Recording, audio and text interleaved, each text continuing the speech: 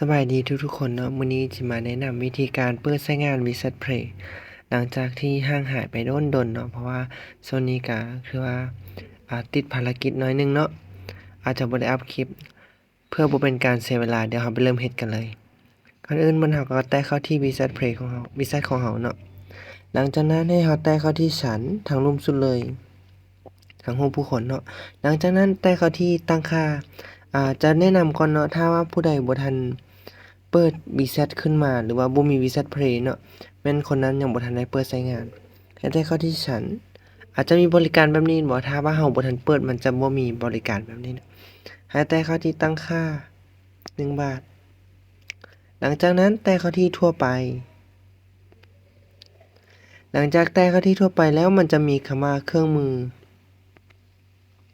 แตะเข้าที่เครื่องมือ1 บาทแล้วมันจะมีคำว่าเบอร์ซินอยู่นี่แตะเข้าไปเบอร์ซินตัวนี้ได้เปิดใช้งานแล้วเนาะถ้าว่าอยากปิดเราก็สามารถปิดใช้งานหรือว่าอยากเปิดเราสามารถเปิดได้บ่อนนี้ได้เลยหลังจากเปิดแล้วมันจะขึ้นมาโชว์อยู่หน้าจอของเราอยู่ทางนี้เนาะมันก็จะขึ้นมาโชว์อยู่หน้าจอทางนี้เรามันจะขึ้นมาโชว์อยู่นี่เลยอ่าถือว่าการเปิดใช้งาน Wizard Play ก็ทำหมดเท่านี้เนาะแต่ว่าสำหรับผู้ใดที่แล้ววิธีการ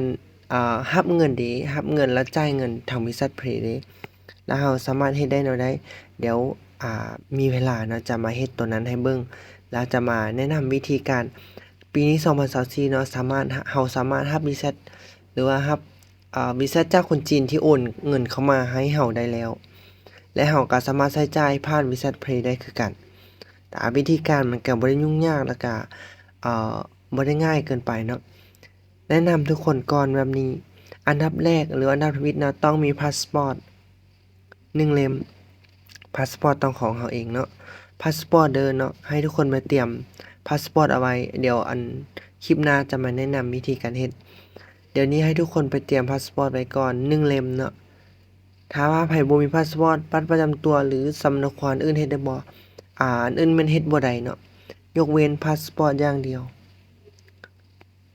อันนี้ก็คือแนะนำตัวเปิดใช้งานกระเป๋าเงินหรือว่าเปิดใช้งานบริษัทเนาะทุกคนต้องมีพาสปอร์ตก่อนแนะนำให้ทุกคนไปพาสปอร์ตมาแล้วคลิปหน้าจะมาเฮ็ดพร้อมๆกันเราจะมาเฮ็ดนำกันวิธีรับเงินโอนเงินของ Wizard Play เนาะเราสามารถรับเงินจากต่างประเทศได้หรือว่าคนจีนที่โอนมาคนจีนที่ใช้ Wizard Play เนาะเขาสามารถโอนเงินเข้า